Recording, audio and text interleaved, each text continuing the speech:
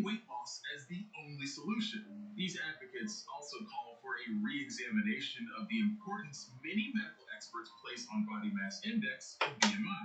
Experts like Drs. Guy and Horner agree it's an incomplete metric meant to be used just as a starting guideline. It's not necessarily an indicator of overall health. Someone can have a higher BMI, but if they're very athletic, a lot of that may be muscle, and we're not really talking about excess fat. That's where you would have to do more sophisticated considerations of, body composition. While doctors are supposed to consider the bigger picture of someone's health before prescribing anti-obesity drugs, some practitioners have also been prescribing these medications to people who don't have obesity and just want to lose weight. Confessions from celebrities like actress Chelsea Handler or tech CEO Elon Musk about their use of Wegovy has also shined a spotlight on this issue. Experts we spoke to warn that these drugs are long-term medications and the risks of intermittent use are not clear. We haven't studied this. We haven't studied any weight loss treatments outside of a really kind of regimented lifestyle interventions with medical supervision. There's always risk for misdosing, especially with the higher doses. You have risk for nausea, vomiting, diarrhea, constipation, which then can be, lead to other medical problems. At the heart of this entire issue lies a conflict between aggressive theories of body positivity and society's historical preference for thinness, which can understandably create a lot of confusion for people considering treatment for obesity. Each camp can dig into their own views hard, with medical providers and individuals who prefer thinness too much on one end, and body positivity advocates who insist on self-love above all else on the other. Legault's research into popular body positive messaging explores the complexity behind this issue. Just like it can be toxic to expect people to be happy all of the time rather than sad, this is actually, it turns out, not good for overall wellness. It can also feel very stifling or pressuring to always feel like we should be satisfied with our bodies, and that if we're not, we're somehow failing. If we express any degree of dissatisfaction or disappointment, then we're failing to live up to this positivity standard. Experts like Legault say feeling positive about your body and weight needs to be an internal process, not something done out of obligation. But establishing a healthy self-image and self-love can be tricky, especially when you're young. The American Academy of Pediatricians recently released new guidelines to treat childhood obesity, but many eating disorder specialists and body positivity advocates oppose the new guidance's focus on use of weight loss drugs and BMI. They say the guidelines will exacerbate weight stigma and can lead to body image issues among kids. National correspondent Meg Hilling tells us more. It's the health guidance. Many folks doing a double take. I was like, wait, is this for real? In January, the American Academy of Pediatrics released new guidance on how to evaluate and address childhood obesity, sparking outrage among eating disorder specialists across the country. I am horrified, alarmed, and concerned. The reason? Many eating disorder specialists say they're worried the guidance will lead to a rise in eating disorders among children and adolescents. So first of all, I think that these guidelines need to just be completely thrown out. In particular, specialists are taking issue with intervention measures outlined in the guidance that include weight loss medication and bariatric surgery for patients as young as 12 and 13 years old based on their BMI. I think that this idea of surgically changing, still a child's body or giving them weight loss medication has been very concerning to the eating disorder community, not from just an immediate consequence of what that could do to a child's body when it's still developing and growing and going through puberty, but also in the future what that means for that person's relationship with food and with their body and what it's really communicating to them. For many specialists, these concerns stem from encounters they've had with patients. We know that for adults, following a post-bariatric regimen is difficult. I think that compliance among kids is just going to be a nightmare. I have had some clients that have been put on diets at very, very young ages, and then they come to my office 10, 15 years later because they were put on weight loss at the age of 12, or they went to some clinic at a local hospital where they were told that carbs were bad. Prompting experts to call for an overhaul of how weight concerns are discussed. I think there needs to be a whole lot more talk about how do we help kids understand that they're not a disease because of the way their body looks. You know? As for BMI measurements, I think we do more harm than good when we take one data point and say, based on the fact that your BMI is, 28 or 30, you have a disease. By pushing people to get into this normal weight range, we're only causing eating disorder behaviors. to replace it, We want the community to look at this more holistically. with mental health taking a more central role when it comes to diagnosing and treating concerns. Unless health is considered more broadly and inclusive of mental health and inclusive of size diversity, we're going to continue to see worse health outcomes. And none of us wants that. When it comes to pediatrician visits, many specialists recommend keeping weight conversations just between the parent and physician. I think it's incredibly important that you do not let a physician talk to your child about their weight. Like, full stop. I've told parents, write a note, give it to the nurse, give it to the doctor right before, saying, I don't want to talk about my child's weight. If that's something you want to talk about, we can, find a different time, whether it's over the phone or, the kid can be in the waiting room or whatever. So I think it's not only advocating in those moments with your team, but also seeking other consultation as well. Eating disorders aren't always the easiest to detect. So specialists say it's important to be Keeping an eye on, how do they feel about their body changing? If kids are not eating with the family and wanting to eat in their room, that can be an indicator. If you're noticing any weight changes, that could be something to kind of look for, and it can be in either direction. And if you are concerned that your child has an eating disorder, But I generally tell people, as a parent or as a loved one, to use as simple language as possible. I'm seeing this behavior or change. It makes me think whatever the parent is thinking. Like, it makes me worry that you're depressed or maybe are struggling with food or are struggling with an eating disorder. And I'm concerned. Meg Hilling, Scripps News, Chicago. People who may be considering obesity treatment, remember to consult your doctor or a trusted professional medical expert first. We're taking another quick break here. When we come back, the recap show continues with a look at a new documentary on the impacts of family separations at the U.S. southern border.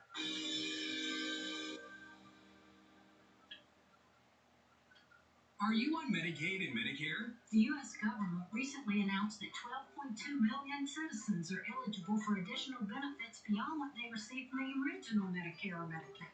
These benefits may include $2,500 of dental credit, $900 of pharmacy credit. Plus, you could be adding up to $164 back into your Social Security check every month. Certain beneficiaries qualify for specific benefits based on income verification. It's easy to see if you qualify. Call Go Medicare at 800-718-0414. And see if you're one of over 12 million who may qualify. For $2,500 of dental credit, $900 of pharmacy credit. Plus, you could be adding up to $164 back into your Social Security check every month. Certain beneficiaries qualify for specific benefits based on income verification. This call is 100% free with no obligation to enroll. At 800-718-0414. Are you on Medicaid and Medicare? The U.S. government recently announced that 12.2 million citizens are eligible for additional benefits beyond what they received from the original Medicare or Medicaid. These benefits may include $2,500 of dental credit, $900 of pharmacy credit. Plus, you could be adding up to $164 back into your Social Security check every month. Certain beneficiaries qualify for specific benefits based on income verification. Call Go Medicare at 800-718-0414. If you have recently turned 65, you may be able to enroll in a new plan today that may include benefits like $2,500 of dental credit, $900 of pharmacy credit. This call is 100% free with no obligation to enroll. So call today. At 800-718-0414. That's 800-718-0414. Attention all eligible Medicare beneficiaries. If you're on Medicare, you can now get COVID-19 tests sent to your home every month at absolutely no cost to you. That's right, get up to 8 at-home COVID-19 rapid antigen tests delivered directly to your home for absolutely no cost, including free shipping. Just call 800-610-0265 now to get your COVID-19 tests delivered to your door at absolutely no cost to you. Don't get caught without your no-cost at-home COVID tests. Just call 800-610-0265 right now to get your COVID-19 tests delivered right to your door at absolutely no cost to you. Just call 800-610-0265 right now. This Medicare program provides easy access to request at-home COVID-19 tests at no cost. If you're on Medicare, call 800-610-0265 right now and request up to 8 at-home COVID-19 tests each month delivered to your home at absolutely no cost to you, including free shipping. Call 800-610-0265. It's a way of looking at the world and shining a light on it for all to see. And now, an investigation you'll only see here on Scripps News. Why do we make it our mission to tell these stories every day? It really shows you what's at stake. Because the world is a better place. Time has arrived when we take the time to understand it. Now available on Odyssey. Listen to Scripps News free on the app. Welcome back to In the Loop's weekly recap show. We're taking a look at a story that aired earlier this week, looking at the lasting impacts of family separations at the southern border. Over the last few years, you've probably heard about families getting separated at the U.S. southern border. It's a policy that was first put in place around 6 years ago. Back in March of 2017, the Trump administration began floating the idea of family separation as an immigration deterrent. After some piloting in areas like El Paso, Texas, the policy eventually took hold across the country a little over a year later in May of 2018. This zero-tolerance approach meant all migrants apprehended entering the country illegally were arrested and prosecuted. Any accompanying children under the age of 18 were handed over to the U.S. Department of Health and Human Services. Once the kids were in HHS custody, either sent to Office of Refugee Resettlement Shelters or any known family members in the U.S., which often ended up being many miles away from where their parents were being held. After much public backlash and a lawsuit from the American Civil Liberties Union, the policy was reversed in June of 2018 by court order. The government had then estimated that more than 2,600 kids had been separated from their parents under this policy. Hundreds of these children, including infants and toddlers, were under the age of 5. Watchdog reports found that despite the court orders to end the policy in June, it continued throughout 2018. An October report from Amnesty International indicated that more than 6,000 family units, meaning whole families or individual members of families, had been separated between April 19th and August 15th of 2018. In total, they concluded over 8,000 family units have been separated since 2017. When asked about the policy, then President Donald Trump said his administration wasn't to blame for it. It's worth noting administrations prior to Trump's did not typically separate children from their parents during the immigration process. Undocumented families were detained together and often kept together on parole to await their immigration cases. After courts ordered the government to reunite families, it still took months, if not years, to reunite many of them. Immigration advocates blame poor record-keeping procedures and general disarray inside border law enforcement agencies for the chaos. Better coordination is always helps. Mike Howell was a Homeland Security official in the Trump administration when the border policy was implemented. He agrees that there could have been better planning on the agency side of things, but also placed some blame on the parents who crossed the border illegally with their kids. There's only one category of people that chose family separation in this country. It's the parents of those illegal aliens. Many migrant parents have said the conditions that they left behind were simply too dangerous to return to. We are still learning the full scope of the emotional, psychological, and physical toll these separations had on these kids and parents. Facilities holding minors were small, dirty, and overcrowded. There have also been cases of abuse, starvation, and neglect reported. It's an incredibly difficult and painful chapter of of America's broken immigration system, one that's being explored by a new Netflix documentary, Split at the Root. Quiero contar mi historia porque yo sé que hay muchas personas que han pasado o están pasando lo mismo que yo. We begin today's show with the growing outrage over the Trump administration's policy of separating immigrant families who cross the U.S.-Mexico border. If you don't want your child to be separated, then don't bring them across the border illegally. The documentary follows a group of female volunteers who worked tirelessly to reunite dozens of families separated by the Trump administration's policy. National correspondent Ben Shamiso recently interviewed the minds behind this project. Here's what he learned. If this wasn't the time to act, if this wasn't the time to put our lives on the back, then when is it? Mothers helping mothers. In the new Netflix documentary Split at the Root, a group of women come together to do what the US government couldn't or wouldn't do: reunite migrant families separated by the Trump administration. The inspiring story starts with one New York City woman who hears on NPR that a migrant detained in Arizona can't afford her bond and therefore cannot reunite with her kids in New York. What was really intended to be a project to release one mom and get her back with her kids caught momentum so quickly and hasn't stopped since. That woman is Julie Sweetheart-Collazo, the co-founder of Immigrant Families Together, a grassroots organization that has reunited more than 130 families. I recently got the chance to interview her alongside the director of the documentary, Linda Goldstein-Knowlton. How do you both feel about the documentary coming out today, years after the zero tolerance policy was first enacted? When we started the film, we very much wanted to get the film out as soon as possible to really connect with the zero tolerance policy.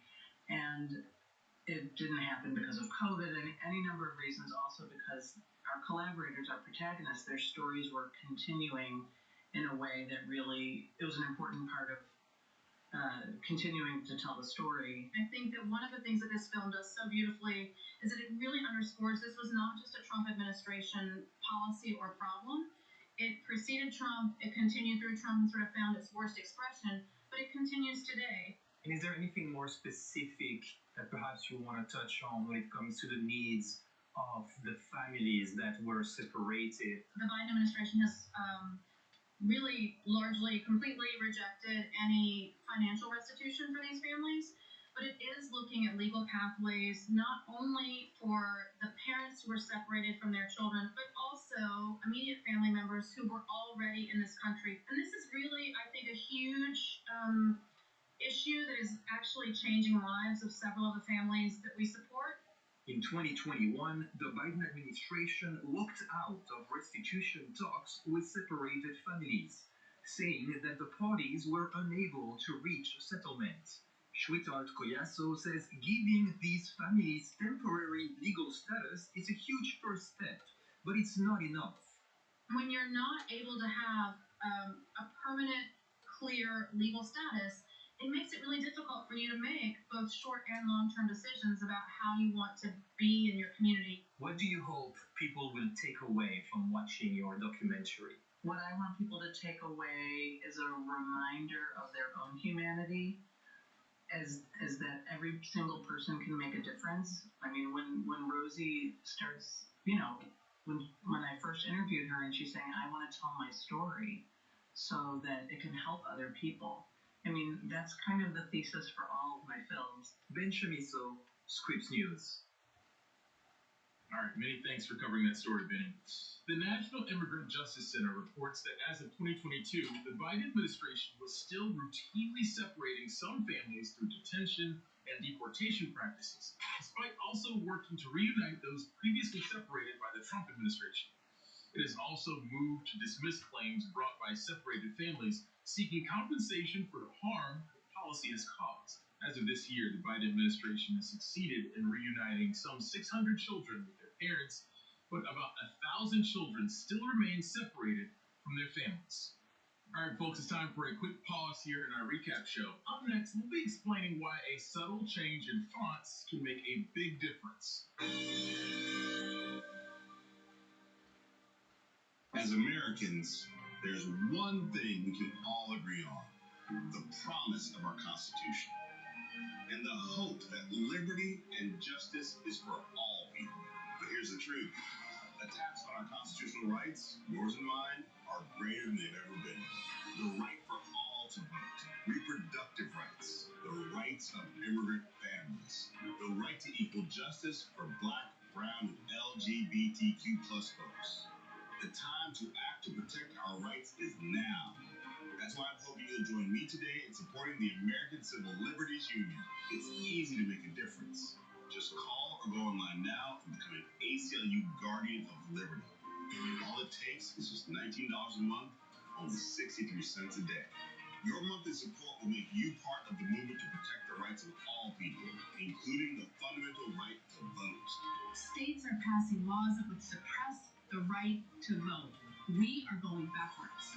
But the ACLU can't do this important work without the support of people like you. You can help ensure liberty and justice for all and make sure that every vote is counted. So please, call the ACLU now or go to myaclu.org and join us. And when you use your credit card, you'll receive this special We the People t-shirt and much more to show you're a part of the movement to protect the rights guaranteed to all of us by the U.S. Constitution. We protect everyone's rights. The freedom of religion, the freedom of expression, racial justice, LGBTQ rights, the rights of the disabled. We are here for everyone. It is more important than ever to take a stand. So please join us today. Because we the people means all the people, including you. So call now or go online to myaclu.org to become a Guardian of Liberty. Municipal bonds don't usually get the media coverage the stock market does. In fact, most people don't find them all that exciting. But if you're looking for the potential for consistent income that's federally tax-free, now is an excellent time to consider municipal bonds from Henyon & Walsh. If you have at least $10,000 to invest, call and talk with one of our bond specialists at 1-800-465-8465. We'll send you our exclusive bond guide, free, which details about how bonds can be an important part of your portfolio. Henyon & Walsh has specialized in fixed income and growth solutions for 30 years and offers high-quality municipal bonds from across the country. They provide the potential for regular income, are federally tax-free, and have historically low risk. Call today to request your free bond guide. 1-800-465-8465. That's 1-800-465-8465.